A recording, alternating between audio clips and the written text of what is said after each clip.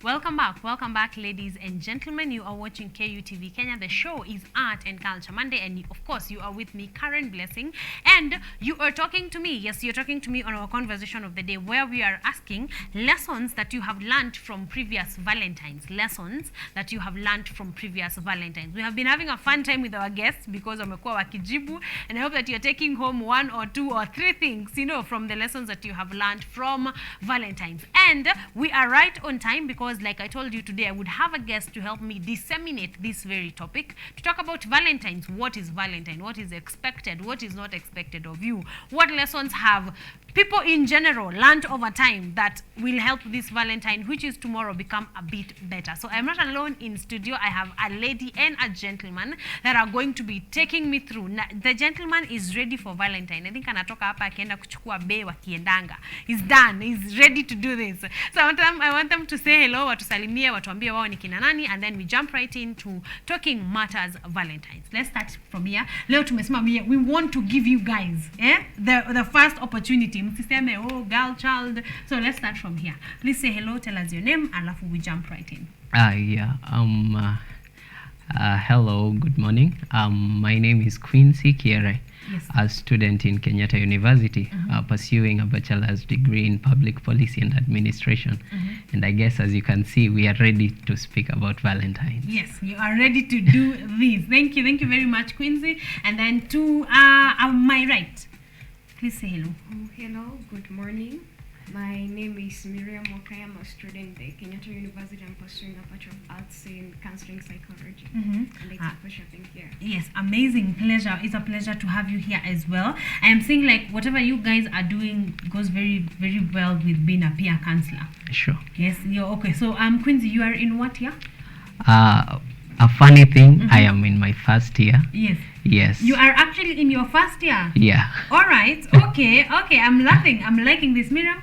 I'm in my second year. Your second year as well. Okay, I like that. So let's move on to you guys joined peer counseling, came to Kenyatta University and joined peer counseling. Sure. What interested you in peer counseling?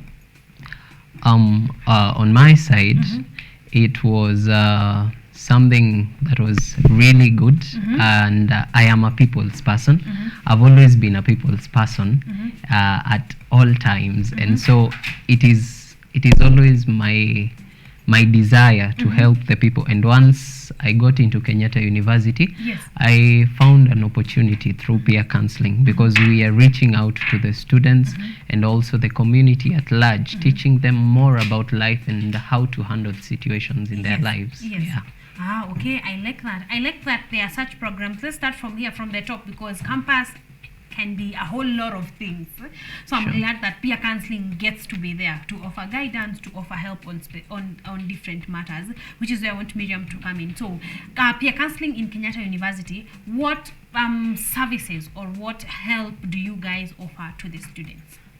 Thank you for the question. Actually, peer counselors, as we know, it is a project that started.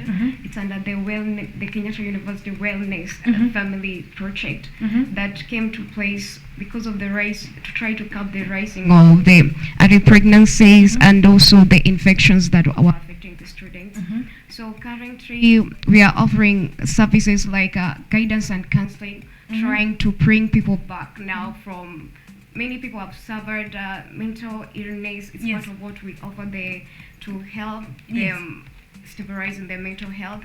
And also, situations happen, especially in campus. Right now, we are seeing many young women get into relationships, and also from the relationship that they get into, there are negative repercussions that come from it. As the peer counselors family, we are there to help them try to come back again to correct themselves together, and also and we work in conjunction with the health unit. When we have students who need the medical attention, now we have received them as the peer counselors. They will talk to us. We talk to them, and also we do the referrals to them. And also we are still also working with the awareness and wellness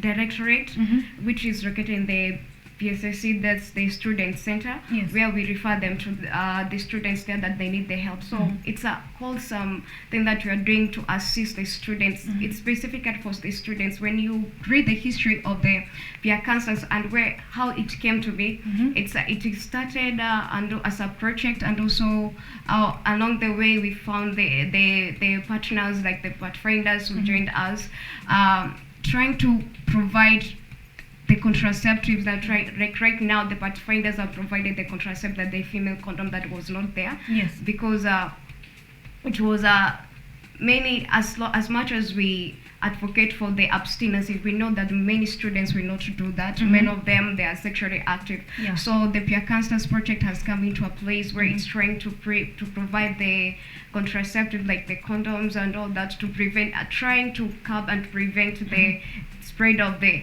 STIs, unwanted pregnancies. Yes. For sometimes back then we used to see some young girls aborting, the campus students aborting, and they throw the babies on the streets and all that. So it's trying to come to a place trying to reduce the early pregnancies and the STS spread, and also HIV. Yes, so it's a wholesome kind of package, helping through from abstinence all the way to any medical attention needed, and even pregnancies, and like you have said, all the way to HIV. So this is a very important conversation, especially among campus students, because it's happening. Like Miriam is saying, a lot of campus students are already sexually active. So it's good to have measures in place to be able to aid where we can be able to help. And this is why we are having this conversation.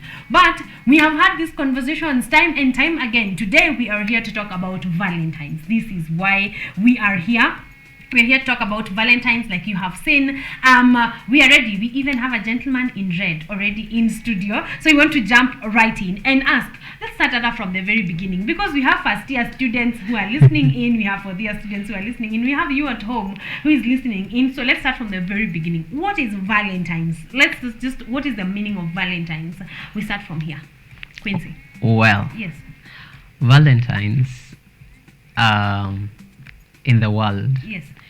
is generally the day of love.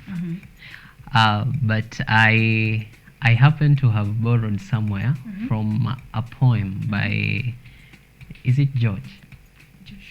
Yeah, George. And he says in his poem, that is the Parliament of Fools, he talks of Valentines being the day that birds, it was a mating season for birds. So I guess that is how the aspect of love was brought about, and thus making Valentines become the day of love. And also we have from the Catholic faith Saint Valentine, who was very compassionate about people and about helping people. Yes. And this brings out the love in it. Exactly. Yeah. So we are here for Valentine is all about celebrating love. Was it always about romantic love? Ama, it was just general, then we decided to narrow it down to romantic love. Miriam. Thank you. For actually Valentine's, as the meaning itself, it's borrowed from a Latin word, means the strength.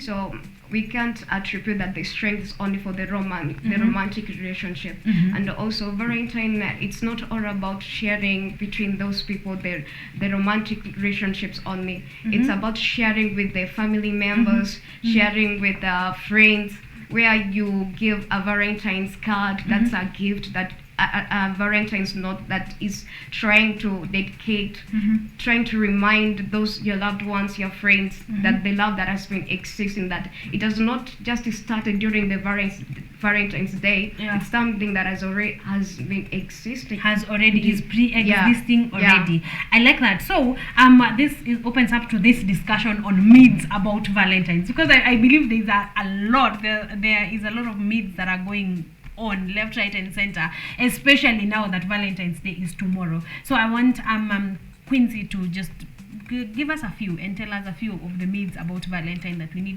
to stay clear of. Yeah. Valentine being a very, let's say, influential and very social day, it has many myths. One of the myths is that on Valentine's Day, I should take my girlfriend out. On Valentine's Day, one should have a gift for a partner. Yes. And on Valentine's Day, as most presume, it is a day of rather going to bed together. But I really do not think so, because we can show love in very many aspects apart from that one, apart from those three. Yeah, it is not all about the gifting. It is not all about the partnering. Somebody can be single and celebrate Valentine's. Yes. Yeah, and also it's not all about the making of love, but it's all about what is in your heart in this Valentine. Sure. So it doesn't have to be about just those three things, because like we have said, it doesn't have to be in the context of a romantic relationship. Sure. So it can be amongst friends. It can be, I hear girls have even come up with a Galentines. I don't know, are you gentlemen celebrating love? Do you have groups of celebration of love? Because ladies, we are out here, single ladies celebrating Galentines and having a good time with their girls. And you know, do men have? Well, Yes. That's a very controversial question. Yes. Bearing in mind the toxic masculinity that is ongoing all around let's say Kenya, especially, and Africa in general, we can talk of only a very small percentage of men can sit together and share maybe on love, or just a man calls another man and tells him, by the way, I love you, bro. These are words that are not heard from men's mouth to other men. Yeah. If you say that is that's an abomination. But in real sense, there are men who have embraced and yes, and it's, by the way, I think it's something that we as Africans need to embrace, that men can sit down and be like, I love you, bro, and we continue on with life, and life goes on. You know, it seems like I had that conversation some time ago, at when a bro texts another bro, I love you, natupa yo simu, because the world cannot go on. I think that is a conversation we need to have, probably for the next Valentine's. Just get to know, do men get together just for no reason? Because I feel like ladies, we are very good at that. We can be there just doing nothing, wine and chocolate, and everyone loves everyone, and life moves on. And I think that is a conversation that men, and we, all of us, need to have on men actually celebrating Valentine's with other men. Okay, so moving on. What are responsible ways? Tumetoka kwa mids. We are not. You guys should hear the conversation amongst my directors. The things that are going on, who are all male, by the way, who we would like to ask. Do you guys have Valentine plans? No. They are saying that they are going to be at work here with Okenye, discussing how you're making money during Valentine's. That's all they do. But we are going to have that conversation sometime this year, and I think even host them. I think my director Ryan and Bonnie, it's been a long time since you have been on the screen. Mkotu huko nyuma making things run. I think we need to have you on this side of the table and just have a chat or two, maybe about how men should sit together this year, before the end of this year. Okay, sawa. That is a date. We are going to be having that conversation on screen, Kenya included. Tuketi tujiulize, are men getting together? Not even just for Valentine's, but just getting together and discussing matters by themselves. Let's move away from that conversation and move on to responsible ways of actually celebrating Valentine's. I think that we will have from both of you. So let's start with Miriam. Kidogo tu kama two responsible ways of celebrating Valentine's. Okay, thank you. One of the responsible ways of celebrating Valentine's, like Quincy has said, that it's not all about trying to compare yourself with the other person, like going out, eating out from that. But what I will say is that one of the responsible ways is understanding first what is the meaning of Valentine's. What is it all about? You know, most of the time, like one of the myths is that it's time to have sex. No, it's not all about sex. It's not time to that you're trying to prove your love to the other person, or trying to ask the other person that to prove they love you. Because when the day comes, it's about time to remind each other that this love that has been existing, and it needs to be cultivated on. So one of the ways that to celebrate the responsibility is from the first point of understanding. What is it all about? What does it entail? Once you know what it all entails, there's no comparison.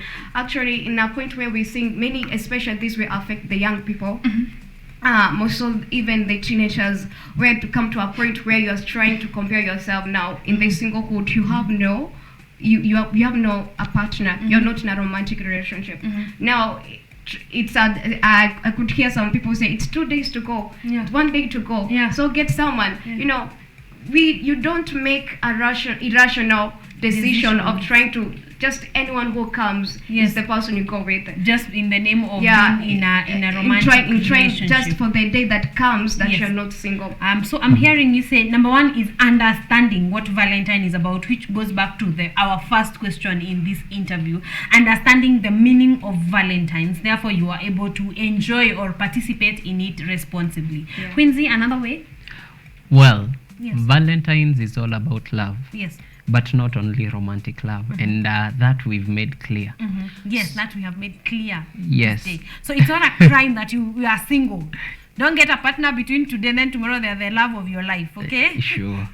So, in Valentine's, I think we need to set our expectations right.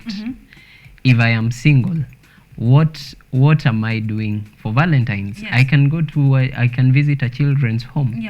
I can go, for example, in Kenyatta University, we have a center behind the school called Kenyatta Market. I can go there. These children who are just walking there, the street children, get one, go buy lunch for them. That is Valentine. That is love. Yes. So we are not what can I say? We are not entangled or rather chained to the fact that it must be I and my girlfriend, you and your boyfriend. It's not that. It's a matter of spreading the love to everyone. Exactly. Yeah. I like that. So that moves us to the next one, which is what is the impact of the day to personal relationships? Because as much as we may say you can celebrate this with a street kid, you can go get them lunch, but the day as Valentine's Day has a huge impact, both negative and positive, to personal relationships, be they romantic or not romantic. What are some of the impacts, negative and positive? I think we start from Miriam. Do we do negatives first and then we do positives? Sure. Thank you.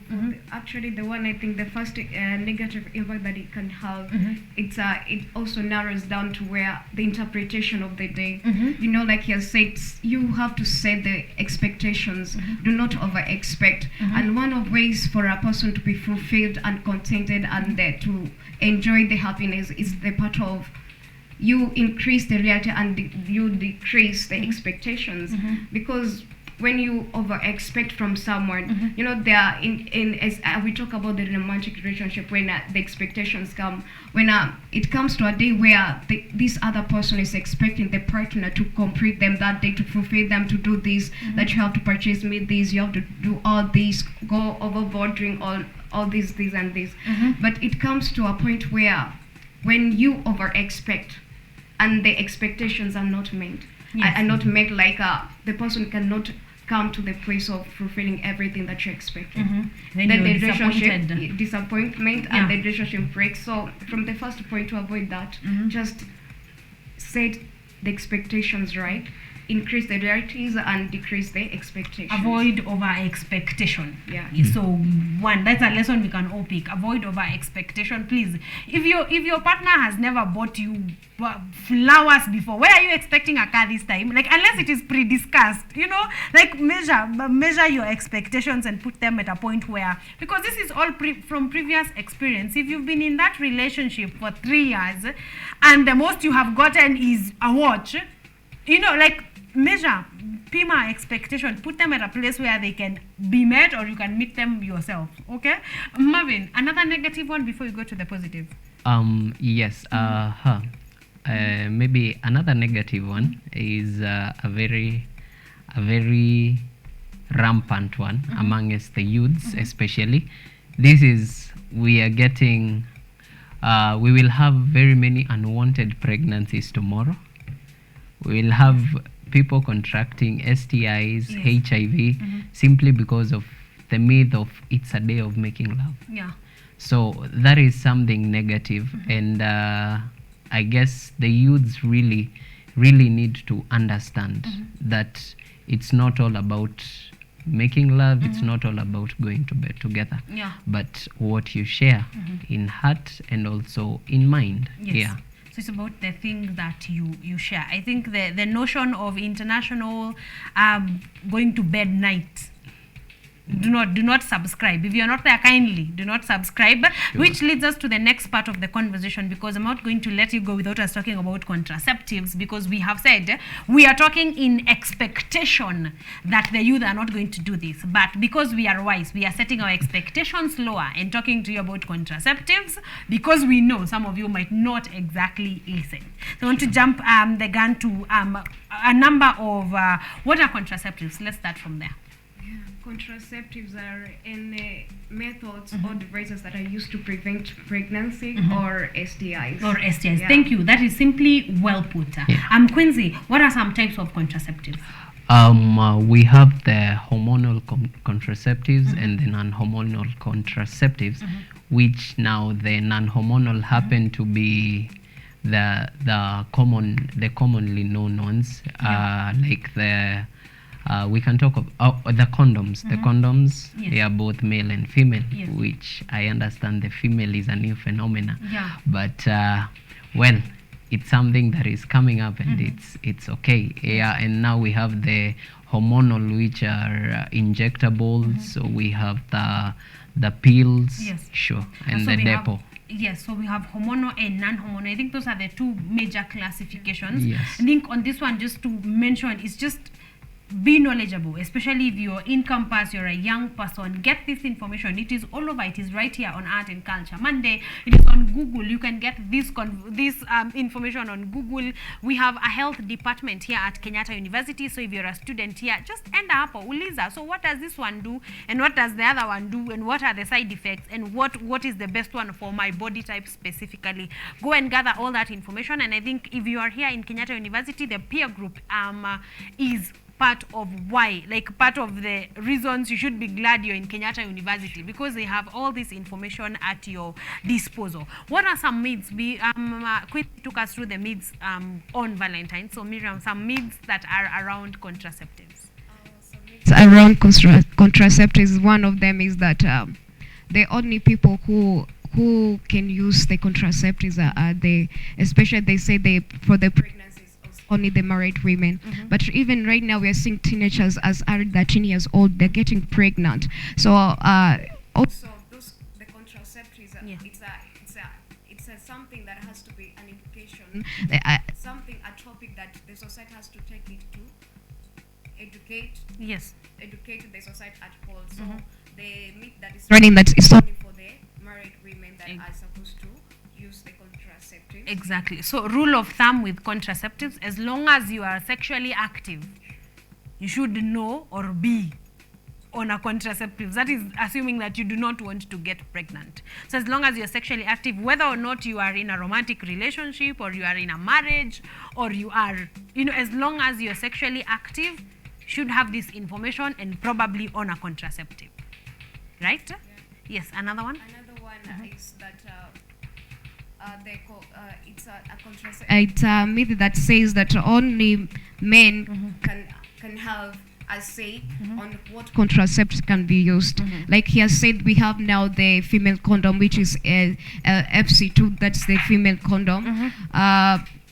Previously, we used to have the FC1, but because of the latex that was in it, that was so allergic to some people, so there's this improvised that it came up with a new one that is already tried and it's working. That's the FC2 condom for the female. So it has come to a place to dismantle the myth that it's only men who have a say on what kind of the contraceptive that are going to be used.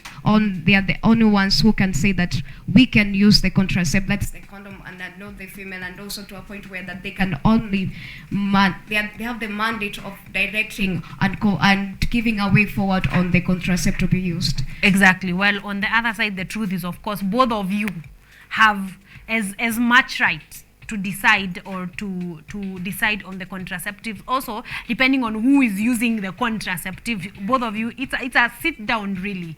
It's a sit down of agreement of how are we going about this and what do we want to do. Like as long as you are the two of you, both of you have a say, have a role to play in whatever contraceptive that you decide to use. We want to move on in our role as a society, and I think that one we want to take Quincy. We want to take on the role of society in educating people. Of course, that is why we are here, because we are part of society. Media is a huge part of society. But what is our role as society in educating people about contraceptives? Well, I guess we are more or less lagging behind in the knowledge of contraceptives, in the knowledge of, we can term it as safe sex amongst the people in our nation, simply because we've carried a tradition that talking about sex is it's an abomination. It's something that is that makes you look despicable. So it's a matter of us as the community to embrace the fact that we need to understand that we are going forward in a nation and in a generation that is sexually active, and some of them cannot control themselves. So we need to teach these youths, we need to teach these families, these couples, that there is a better way of doing things. There is, let's say, a safer way. One is to avoid STIs and also the unwanted pregnancies, because in recent cases you find a mother has just brought forth a child, and maybe 6 months into this child's growth, she's again pregnant, and there are contraceptives for that. So we as the society need to embrace it, and especially I can urge probably the government to put sensitization programs. We have groups all around Kenya. I do believe we have like, for example, Kenyatta University. It's a very big university in our nation, and well, the peer counselors is a group that has embraced the whole nation at large. So we have people all the way from North Rift. So I do believe we can like engage everywhere, and we can have all the time that we need. Amazing. So moving on from there, like we have been notified that it is our duty not to assume that these things are not happening, that our teens, that our youth are not sexually active, and like Quincy has put it, like that some of them are not very careful, or they do not even have this information to begin with. So it is our duty, it is our sole duty to be able, to have these conversations openly as we can. As we wind up, I want us to talk about religion and contraceptives. That is a conversation that we could have for days. So nataka to just in very few minutes, in a minute or so, Miriam and Quincy are going to tackle that.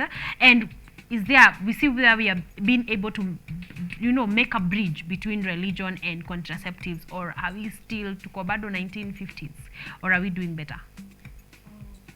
That question, what I can say right now, like it's a bit coming to the limelight that contraceptives are supposed to be used, but we cannot deny the fact that the part of the religion affirmations, they do not go with the fact that there is this education about the contraceptives, because they believe if you come to educate young people about the contraceptives, you're trying to make them to explore it. Yeah. But on the contrary, we are not trying to, like he has said, education of the society about the contraceptives. We are not trying to educate them so that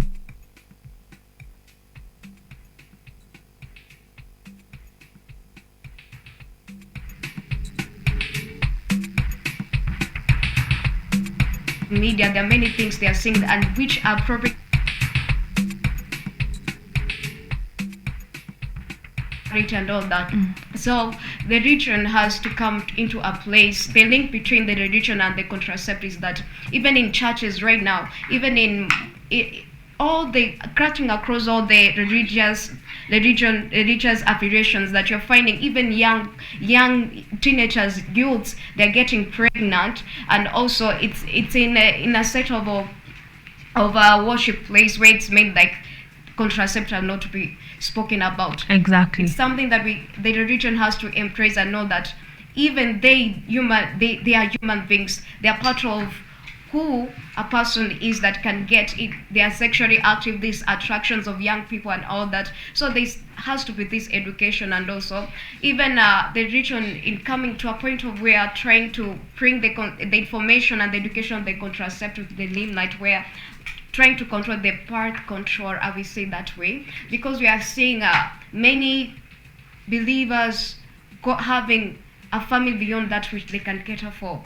I think it's the contraceptives, even for the birth control, that we can have them, like the steroid for the women, or where the procreation of the fallopian tube to avoid to prevent the ovary from traveling to the uterus, so to prevent the fertilization. That's one way of trying to control the population growth. And also for vasectomy for men, I think it's something that the church is the mosque and also the Hindu religion that we have to embrace, trying to educate our followers about the contraceptives. Education is where it's at. So we are trying to tell religious groups from Christianity to Muslim to Hindu that it is for educational purposes. Quincy, you care to weigh in? Yes. I do believe that the churches and also the churches, the mosques, and every religion needs to look at the fact that they are losing a lot of youths through this issue of, as they term it mostly, sexual immorality, simply because there is no knowledge. There is no knowledge of using of contraceptives, using of maybe safe methods of engaging, and thus they end up discriminating people because of that. So it has more loss than gain if we have these conversations about contraceptives. Wow, thank you very much. That has been a good run. I want us to just give me to the students of Kenyatta University, tell them where the peer counseling groups are located, and if also you're found online, give us the handles, and also to wish a happy Valentine to whomever you want to wish a happy Valentines to, and also how people can join the peer counseling group. So let's start with how people can join, where you guys are located, online, social media handles. Thank you. Within Kenyatta University, yes, the peer counselors we have our offices at PSAC room 272, where there you get we have offices actually. You get help, get assisted, and we allow Quincy to give us the social media handles. Yes. In Instagram, we are PC's Kenyatta Uni. In Facebook, we also have the same. We are the same. And also, maybe you've asked of how to join the peer counselors. Generally we have we announce that we need people who can volunteer to be peer counselors. After which people send in their applications, written or emailed. After that, there is a vetting process where there is a shortlisting. Then there is an interview where now the interview shortlists again to now the ones who will undergo the training, because it's only 2 weeks down the line. We were in training just the other day.